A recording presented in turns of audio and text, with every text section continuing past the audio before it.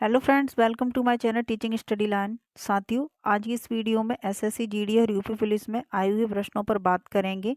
आपका चाहे कोई सा भी एग्जाम हो, चाहे एसएससी का हो या फिर यूपी पुलिस का, सभी एग्जामों के लिए यह वीडियो बहुत महत्वपूर्ण है। इसलिए वीडियो को बिना स्किप किए पूरा अंत तक जरूर देखें। अगर आप हमारे चैनल टीचिंग स्टडी लाइन पर पहली बार आए हैं तो चैनल को सब्सक्राइब कर लें और बेल आइकन को भी ऑन कर लें। तो चलिए दोस्तों, आज की वीडियो शुरू करते हैं। आज का पहला प्रश्न है, लोकसभा एवं राज्यसभा के दो अधिवेशनों के बीच अधिकतम कितने समय का अंतर होना चाहिए। प्रश्न में पूछा गया है कि लोकसभा एवं राज्यसभा के जो अधिवेशन होते हैं, इन दोनों अधिवेशनों के बीच जो अधिकतम समय होना चाहिए, वो कितना होना चाहिए समय का अंतर। तो इसका राइट आंसर हो जाएगा ऑप्शन सी, 6 माह। कितना अंतर होना चाहिए राज्यसभा और लोकसभा के दो अधिवेशनों के बीच जो अधिकतम समय होना चाहिए वो 6 माह का होना चाहिए। ठीक है। अगला प्रश्न है, राज्य की कार्यपालिका का प्रमुख कौन होता है। प्रश्न में पूछा गया है कि राज्य की कार्यपालिका का प्रमुख कौन होता है। तो राज्य में कौन होते हैं, राज्यपाल। कौन होते हैं, राज्यपाल। तो राज्य की जो कार्यपालिका होती है उसका प्रमुख होता है राज्यपाल। कौन होता है, राज्यपाल।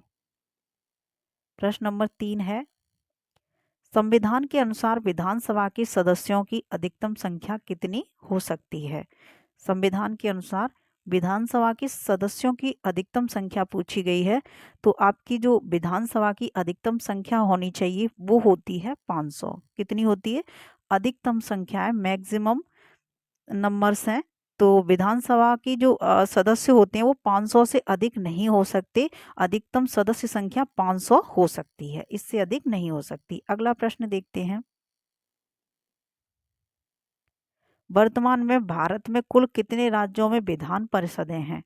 वर्तमान में भारत में कुल कितने राज्यों में, प्रत्येक राज्य में एक क्या होती है, विधानसभा होती है। लेकिन कुछ राज्य ऐसे हैं जिसमें विधान परिषद नहीं है, कुछ ही राज्यों में विधान परिषद है। तो यहाँ पूछिए, विधानसभा तो सभी राज्यों में है लेकिन विधान परिषदें प्रत्येक राज्य में नहीं है। तो यहाँ प्रश्न में पूछा गया है कि भारत के कितने राज्यों में अभी विधान परिषदें हैं। तो आपका सही जवाब हो जाएगा ऑप्शन डी, 6 राज्यों में। कितने राज्यों में है, 6 राज्यों में विधान परिषदें हैं। अगला प्रश्न है, राज्य का मंत्रिमंडल सामूहिक रूप से किसके प्रति उत्तरदायी होता है। यहाँ पूछा गया है राज्य का मंत्रिमंडल। ठीक है, राज्य की बात की गई है, राज्य का मंत्रिमंडल सामूहिक रूप से किसके प्रति उत्तरदायी होता है। तो राज्य में क्या आती है, केंद्र में आती है लोकसभा और राज्यसभा। क्या आती है, लोकसभा और राज्यसभा। ये संसद के एक सदन है दोनों। ठीक है। और आपकी राज्य में क्या आएगी, विधानमंडल में क्या आएगा, विधानसभा और विधान परिषद। तो इन्होंने पूछा है कि जो राज्य का मंत्रिमंडल है, क्या है, मंत्रिमंडल, वो किसके अधीन आता है। ठीक है, तो ये आपका हो जाएगा राइट आंसर ऑप्शन ए, विधानसभा। जो राज्य का मंत्रिमंडल है वो आता है आपका विधानसभा के अंतर्गत। अगला प्रश्न है, प्रश्न नंबर 6, विधानसभा के वर्ष में कम से कम कितने अधिवेशन होने चाहिए। विधानसभा के वर्ष में, विधानसभा जो है उसका एक वर्ष में कम से कम कितने अधिवेशन होने चाहिए। तो आपका इसका सही जवाब हो जाएगा ऑप्शन ए, 2। विधानसभा में एक वर्ष में कम से कम 2 अधिवेशन तो होने ही चाहिए। ठीक है। अगला प्रश्न है, यहाँ कम से कम बात की गई है, अधिकतम तो और भी हो सकती है लेकिन कम से कम 2 तो अधिवेशन होने ही चाहिए विधानसभा में। प्रश्न नंबर 7 है, किस राज्य में विधानसभा सदस्यों की संख्या सर्वाधिक है। अभी पूछा गया था कि भारत के कितने राज्यों में विधान परिषदें हैं, वो हैं आपके 6 राज्यों में, लेकिन विधानसभा तो सभी राज्यों में है। तो यहाँ पूछा गया है कि किस राज्य में विधानसभा के सदस्यों की संख्या सर्वाधिक है।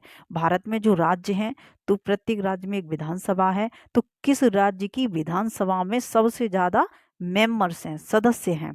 तो उसका सही जवाब हो जाएगा ऑप्शन बी, उत्तर प्रदेश। उत्तर प्रदेश की जो विधानसभा है इसमें सबसे ज्यादा सदस्य हैं अन्य राज्यों के देखते हुए। प्रश्न नंबर 8 है, जम्मू कश्मीर राज्य को किस अनुच्छेद के अंतर्गत विशेष राज्य का दर्जा प्राप्त था। तो इसका सही जवाब हो जाएगा ऑप्शन सी, अनुच्छेद 370 के तहत। ठीक है, अनुच्छेद 370। प्रश्न नंबर 9 है, भारत का नियंत्रक एवं महालेखा परीक्षक किसके द्वारा नियुक्त किया जा सकता है? भारत का जो नियंत्रक एवं महालेखा परीक्षक है, ये इसकी नियुक्ति कौन करता है? संसद करती है, राष्ट्रपति करते हैं, प्रधानमंत्री करते हैं या फिर योजना आयोग करता है? तो इसकी नियुक्ति कौन करता है? तो इसका राइट आंसर हो जाएगा ऑप्शन बी, जो आपका नियंत्रक एवं महालेखा परीक्षक होता है, इसकी नियुक्ति करते हैं राष्ट्रपति महोदय। कौन करते हैं? राष्ट्रपति महोदय। नियंत्रक एवं महालेखा परीक्षक की नियुक्ति कौन करता है? तो राष्ट्रपति करते हैं। प्रश्न नंबर 10 है, भारत का उच्चतम न्यायालय कहाँ स्थित है? भारत का उच्चतम न्यायालय कहाँ स्थित है? और पूरे भारत में उच्चतम न्यायालय कितने हैं? तो एक है। कहाँ पर है? नई दिल्ली में। कहाँ है उच्चतम न्यायालय? जिसे हम सुप्रीम कोर्ट बोलते हैं, तो वो है आपका नई दिल्ली में। अगला प्रश्न है, भारत के सर्वोच्च न्यायालय में न्यायाधीशों की कुल संख्या कितनी है? यहाँ बात की गई है सर्वोच्च न्यायालय में, सुप्रीम कोर्ट की बात की गई है, ठीक है। उच्चतम न्यायालय की बात की गई है कि इसमें जो न्यायाधीश होते हैं, जज होते हैं, उनकी कुल संख्या कितनी है? तो उसका सही जवाब हो जाएगा ऑप्शन सी 31। कितनी है? जो मुख्य मतलब न्यायाधीश होते हैं, जज, उनकी टोटल संख्या कितनी है? 31। अगला प्रश्न है, सर्वोच्च न्यायालय के मुख्य न्यायाधीश की नियुक्ति कौन करता है? जो सर्वोच्च न्यायालय सुप्रीम कोर्ट का जो मुख्य न्यायाधीश होता है, मतलब मुख्य जज होते हैं, इनकी नियुक्ति कौन करता है? तो इनकी नियुक्ति करते हैं राष्ट्रपति जी। कौन करते हैं? राष्ट्रपति। अगला प्रश्न है, प्रश्न नंबर 13 है, उच्चतम न्यायालय की न्यायाधीशों का कार्यकाल कितना होता है? उच्चतम न्यायालय, यहाँ सुप्रीम कोर्ट की बात की गई है कि न्यायाधीश जो उसमें जज होते हैं, सुप्रीम कोर्ट में जज, और कितने जज होते हैं? तो अभी बताया था 31 जज होते हैं। तो इनका कार्यकाल कितने टाइम का होता है? ठीक है, तो इसका सही जवाब हो जाएगा ऑप्शन डी, उनकी 65 वर्ष की आयु पूरी होने तक। कब तक होता है? जब तक उनकी 65 वर्ष पूरी नहीं हो जाती, तब तक उनका क्या रहता है? कार्यकाल रहता है। उनकी 65 वर्ष की आयु पूरी होने तक होता है उनका कार्यकाल। अगला प्रश्न है, सर्वोच्च न्यायालय के प्रथम मुख्य न्यायाधीश कौन होते हैं या कौन थे? सर्वोच्च न्यायालय के जब सुप्रीम कोर्ट का प्रथम यहाँ जज पूछे गए हैं, प्रथम मुख्य न्यायाधीश की बात की गई है कि सुप्रीम कोर्ट के प्रथम मुख्य न्यायाधीश कौन थे, तो इसका सही जवाब हो जाएगा ऑप्शन सी, हीरालाल जे कानिया। कौन थे? हीरालाल से याद रखें, हीरालाल जे कानिया थे सर्वोच्च न्यायालय के प्रथम मुख्य न्यायाधीश। प्रश्न नंबर 15 है, भारत में वर्तमान में भारत में उच्च न्यायालयों की कुल कितनी संख्या है? वर्तमान में भारत में उच्च न्यायालय की कुल कितनी संख्या है? यहाँ किसकी बात की गई है? हाई कोर्ट की, ठीक है। हाई कोर्ट की बात की गई है कि वर्तमान में भारत में हाई कोर्ट की मतलब उच्च न्यायालय की कुल कितनी संख्या है? तो कितने हैं अपने हाई कोर्ट? तो इसका सही जवाब हो जाएगा 21। कितने हैं? 21 हैं। अगला प्रश्न है, उच्च न्यायालय के मुख्य न्यायाधीश की नियुक्ति कौन करता है? अभी हो रही थी यहाँ सर्वोच्च या उच्चतम, एक ही बात होती है, लेकिन यहाँ आ गया उच्च न्यायालय, मतलब सबसे बड़ा न्यायालय कौन सा होता है? सुप्रीम कोर्ट, उससे छोटा हाई कोर्ट। तो अब यहाँ हाई कोर्ट की बात हो रही है। उच्च न्यायालय के मुख्य न्यायाधीश, उसमें किसकी बात हो रही है? मुख्य न्यायाधीश की हो रही है। तो मुख्य न्यायाधीश की जो नियुक्ति है वो कौन करता है? तो इसका सही जवाब हो जाएगा ऑप्शन बी, राष्ट्रपति। चाहे उच्च न्यायालय हो या फिर उच्चतम न्यायालय हो, चाहे हाई कोर्ट हो या फिर सुप्रीम कोर्ट हो, दोनों के जजों की जो नियुक्ति करते हैं वो करते हैं राष्ट्रपति महोदय, ठीक है। अगला प्रश्न देखते हैं, प्रश्न नंबर 17 है, उच्च न्यायालय के न्यायाधीशों के कार्यकाल की सीमा कितनी होती है? यहाँ पूछा गया है हाई कोर्ट के जो न्यायाधीश होते हैं उनके कार्यकाल की सीमा कितनी होती है? तो इसका सही जवाब हो जाएगा अपनी उम्र के 62 वर्ष पूरे होने तक। तो इसका राइट आंसर होगा ऑप्शन सी। यहाँ बताया गया है 62 वर्ष पूरे होने तक हाई कोर्ट के जजों का कार्यकाल रहता है, तब तक उन्हें कोई रिटायर नहीं कर सकता। अगर सुप्रीम कोर्ट के जजों की मतलब कार्यकाल की बात की जाए तो वहाँ 65 वर्ष की आयु तक था। कितना था? 65। और अगर हाई कोर्ट के जजों की बात की जाए तो हाई कोर्ट के जजों का जो कार्यकाल होता है वो होता है 62 वर्ष पूरे होने तक, ठीक है। अगला प्रश्न देखते हैं, प्रश्न नंबर 18 है, निम्नलिखित में से किस उच्च न्यायालय की अधिकारिता सर्वाधिक क्षेत्र पर है? यहाँ पूछा गया है कि निम्नलिखित, जितने आपको यहाँ हाईकोर्ट दिए गए हैं, तो निम्नलिखित में से किस उच्च न्यायालय की अधिकारता सर्वाधिक क्षेत्र पर है, मतलब उसके अंडर में सबसे ज्यादा कितने क्षेत्र आते हैं, ऐसा कहाँ का हाईकोर्ट है। तो आपके ऑप्शन दिए गए हैं कोलकाता, मुंबई, गुवाहाटी, मद्रास। ठीक है, तो इसका सही जवाब हो जाएगा ऑप्शन सी, जो गुवाहाटी का हाईकोर्ट है उसके उसके अधीन सबसे ज्यादा क्या आते हैं, क्षेत्र आते हैं। ठीक है, अगला प्रश्न देखते हैं, प्रश्न नंबर 19, किस उच्च न्यायालय में सर्वाधिक संख्या में न्यायाधीश कार्यरत हैं। किस उच्च न्यायालय में, कहाँ का ऐसा हाई कोर्ट है जिसमें सबसे ज्यादा न्यायाधीशों की क्या है, संख्या है, सबसे ज्यादा न्यायाधीश कार्य करते हैं। तो आपके ऑप्शन है गुवाहाटी, इलाहाबाद, दिल्ली, कोलकाता। तो इसका सही जवाब हो जाएगा, जो सबसे ज्यादा न्यायाधीश हैं पूरे राज्य में, भारत के सभी राज्यों में क्या है, एक हाई कोर्ट है। ठीक है, उन सभी राज्यों की हाई कोर्ट में ऐसा कौन सा हाई कोर्ट है जिसमें सबसे ज्यादा न्यायाधीश कार्यरत हैं, तो वो आपका सही जवाब हो जाएगा ऑप्शन बी, इलाहाबाद। इलाहाबाद में सबसे ज्यादा जज हैं। प्रश्न नंबर 20 है, संविधान के किस अनुच्छेद के द्वारा राष्ट्रपति को सर्वोच्च न्यायालय से परामर्श मांगने का अधिकार प्राप्त है। यहाँ पूछा गया है संविधान के किस, संविधान में क्या दिए, आर्टिकल, तो उसके द्वारा राष्ट्रपति को सर्वोच्च न्यायालय से परामर्श, अगर राष्ट्रपति महोदय सुप्रीम कोर्ट से परामर्श मांगने का जो राष्ट्रपति को अधिकार प्राप्त है वो तो किस आर्टिकल के तहत मांग सकते हैं। ठीक है, ये बात किस आर्टिकल में कही गई है कि राष्ट्रपति महोदय सर्वोच्च न्यायालय से परामर्श मांग सकते हैं, तो इसका सही जवाब हो जाएगा ऑप्शन सी, अनुच्छेद 143,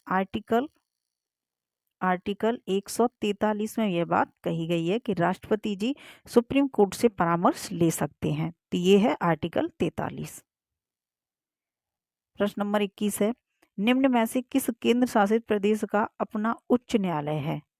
निम्न में से किस केंद्र शासित प्रदेश का अपना उच्च न्यायालय है, ऐसा कौन सा केंद्र शासित प्रदेश है, इतना ध्यान रखें, यहाँ बात की गई है केंद्र शासित प्रदेश का क्या है, उच्च न्यायालय मतलब हाई कोर्ट है, तो इसका सही जवाब हो जाएगा, यहाँ ऑप्शन देख लीजिए, लक्षद्वीप दिया हुआ है, दमन और दीव दिए हुए हैं, और पांडिचेरी, उपयुक्त में से किसी का नहीं। ठीक है, तो इसका राइट आंसर जो हो जाएगा वो हो जाएगा ऑप्शन डी, किसी का भी नहीं है।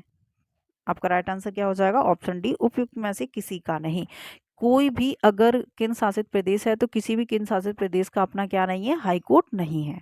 अगला प्रश्न देखते हैं, राष्ट्रपति राष्ट्रीय आपातकाल की घोषणा किन स्थितियों में कर सकता है। जो राष्ट्रपति जी राष्ट्रीय आपातकाल लगाते हैं, क्या लगाते हैं राष्ट्रपति जी, राष्ट्रीय आपातकाल की जो घोषणा करते हैं वो किन स्थितियों में करते हैं। राष्ट्रीय आपातकाल जब लगता है, और लगाता कौन है, राष्ट्रपति जी लगाते हैं, तो किस कंडीशन में लगाते हैं। तो यहाँ आपके ऑप्शन दिए गए हैं, युद्ध, बाह्य आक्रमण, विद्रोह, या फिर ये सभी। यहाँ 5 ऑप्शन हो गए हैं, यहाँ ऑप्शन दिए गए हैं युद्ध, बाह्य आक्रमण, सशस्त्र विद्रोह, ये एक ही है, सशस्त्र विद्रोह एक ही ऑप्शन है,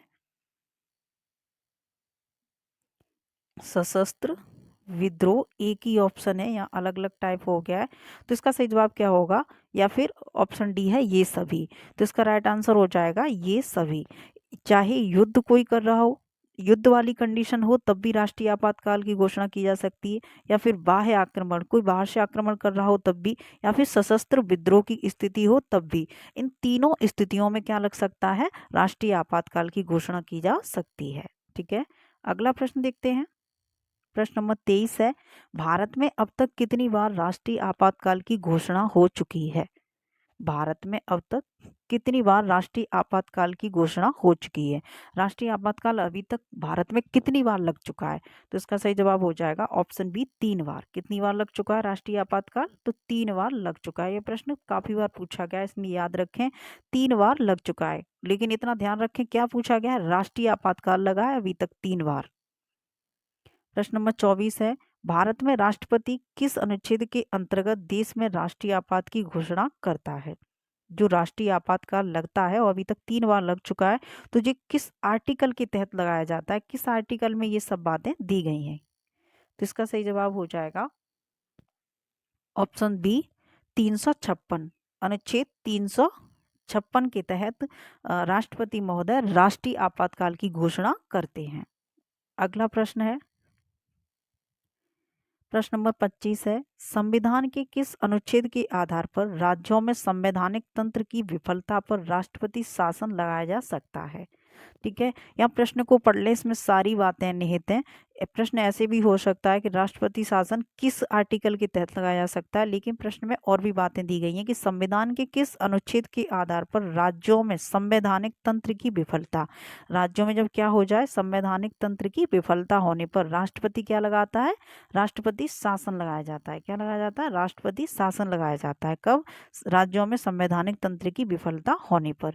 तो ये राष्ट्रपति शासन लगता है। आपके 3 होते हैं शासन, वो मैं आपको अभी बता दूंगी।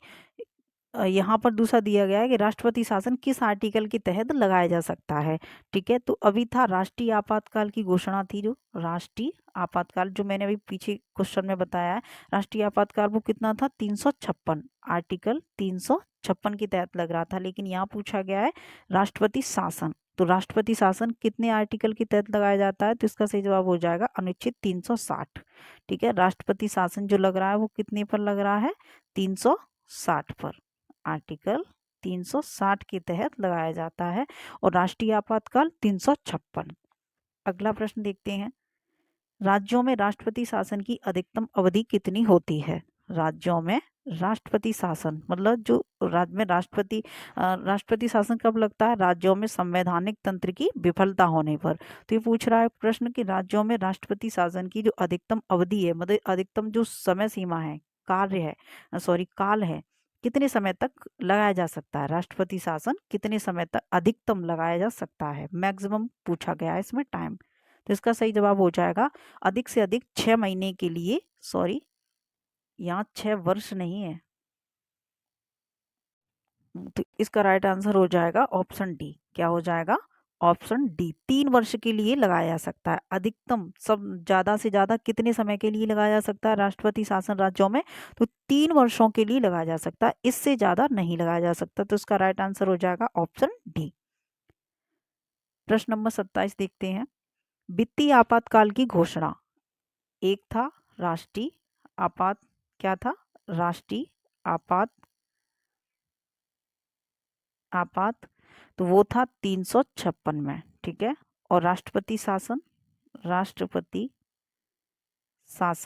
वो था आपका 360। अब यहाँ क्या आ गया, वित्तीय आपातकाल, वित्तीय आपातकाल, तो ये भी देख लीजिए कितने आर्टिकल में आ रहा है ये। तो यहाँ पूछा गया वित्तीय आपातकाल की घोषणा किस अनुच्छेद के तहत की जाती है, तो इसका सही जवाब क्या हो जाएगा,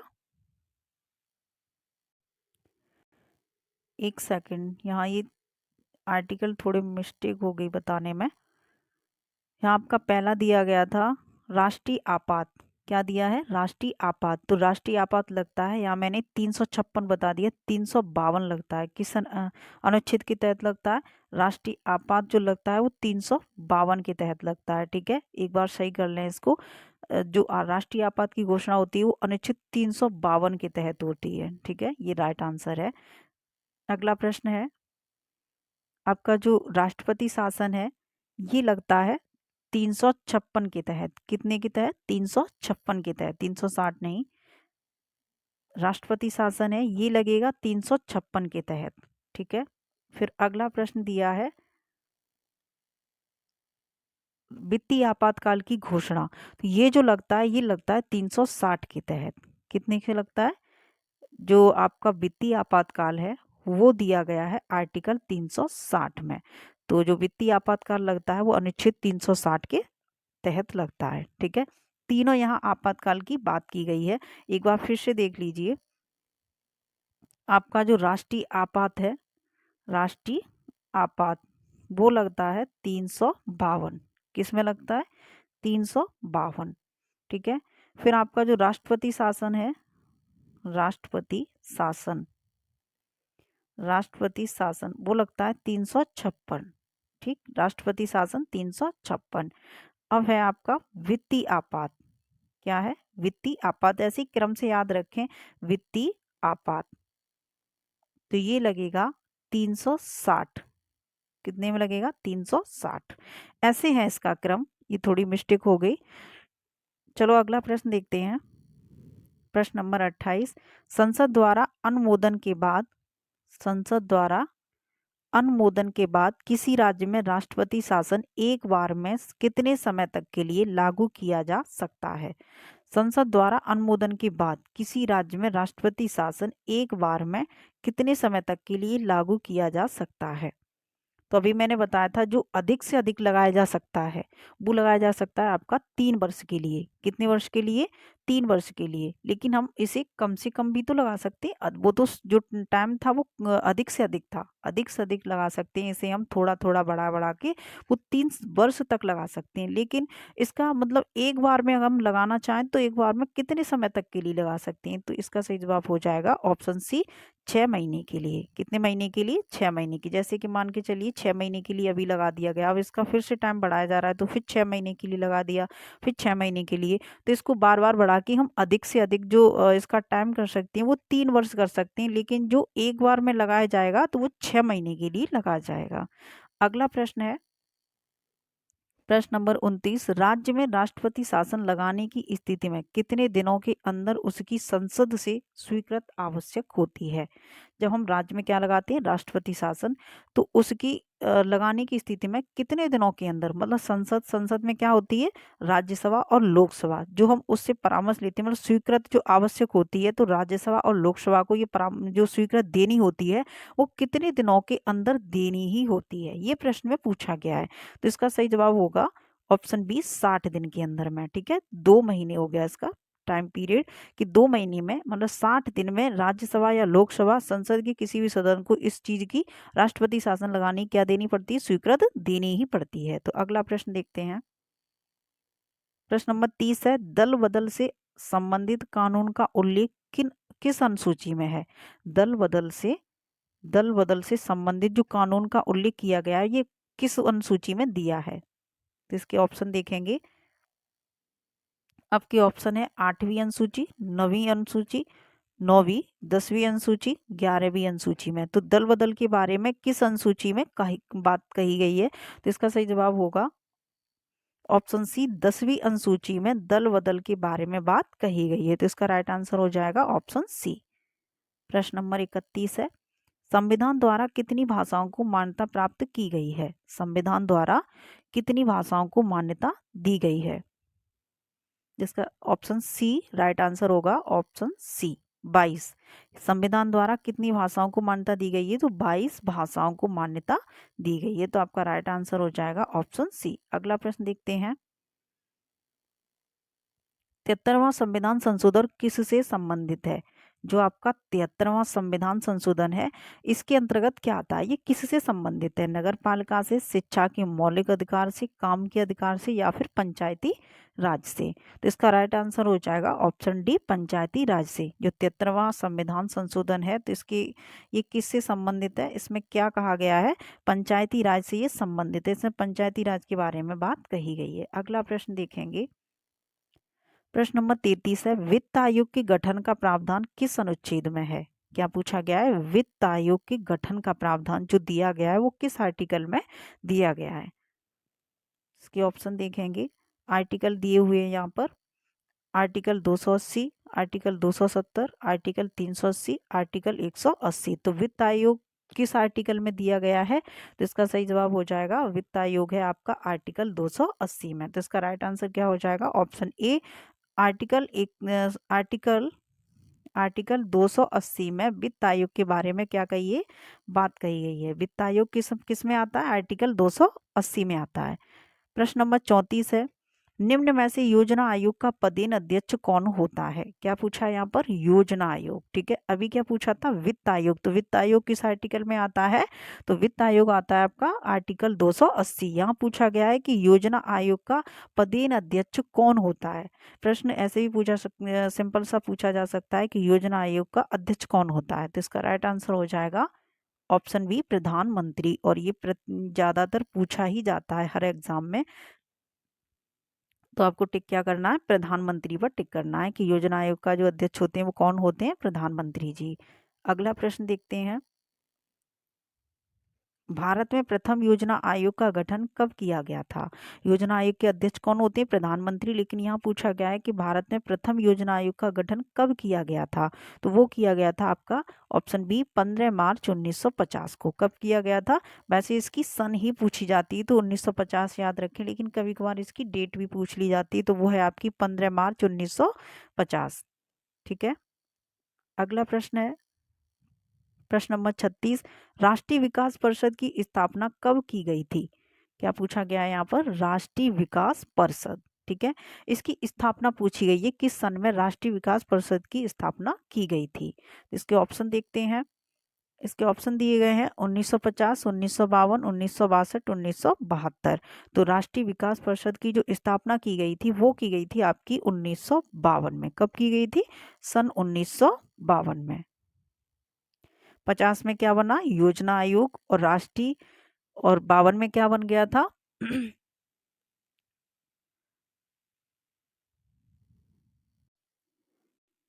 राष्ट्रीय विकास परिषद। 52 में क्या बन गया? 1952 में राष्ट्रीय विकास परिषद।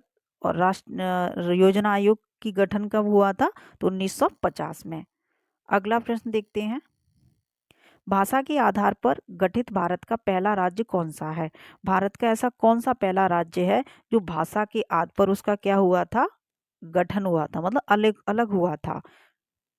भाषा के आधार पर भारत का ऐसा पहला राज्य कौन सा है जो भाषा के आधार पर उसका क्या हुआ था? गठन हुआ था। तो इसका राइट आंसर हो जाएगा ऑप्शन सी, आंध्र प्रदेश। आंध्र प्रदेश का जो गठन हुआ है वो किसके आधार पर हुआ है, मतलब अलग हुआ है, वो किसके आधार पर हुआ है? वो भाषा के आधार पर हुआ है। अगला प्रश्न है, बलवंत राय मेहता समिति का गठन किससे किया गया था? बलवंत राय मेहता समिति का गठन किससे किया गया था? पंचायती राज व्यवस्था से, या भाषाई आधार आधार पर राज्यों के गठन से, या फिर राजनीतिक दल को मान्यता प्राप्त से? ऑप्शन डी है आरक्षण की व्यवस्था से। तो इसका सही जवाब हो जाएगा ऑप्शन ए, पंचायती राज व्यवस्था से। और 73वां संविधान संशोधन के तहत क्या आती है? पंचायती राज व्यवस्था आती है। तो यहाँ इसका राइट आंसर हो जाएगा बलवंत राय मेहता की बलवंत राय मेहता जो समिति है इसका गठन किया गया था, ये किया गया था पंचायती राज व्यवस्था से। ठीक है, तो इसका राइट आंसर हो जाएगा ऑप्शन ए। प्रश्न नंबर 39 देखते हैं। भारत में सर्वप्रथम 2 अक्टूबर 1959 को पंचायती राज व्यवस्था का शुभारंभ किया गया, यह कहाँ से शुरू हुआ था? कब कब किया गया था? 2 अक्टूबर 1959। ठीक है, क्या किया था? पंचायती राज व्यवस्था का शुभारंभ। यहाँ ये डेट भी याद रखें, प्रश्न में दी गई है। सबसे पहले 2 अक्टूबर 1959 को पंचायती राज व्यवस्था का शुभारंभ किया गया था, लेकिन पूछा प्रश्न में ये कि कहाँ से किया गया था, स्थान पूछा है आपको। ठीक है, तो इसके ऑप्शन देखते हैं क्या दिए हैं।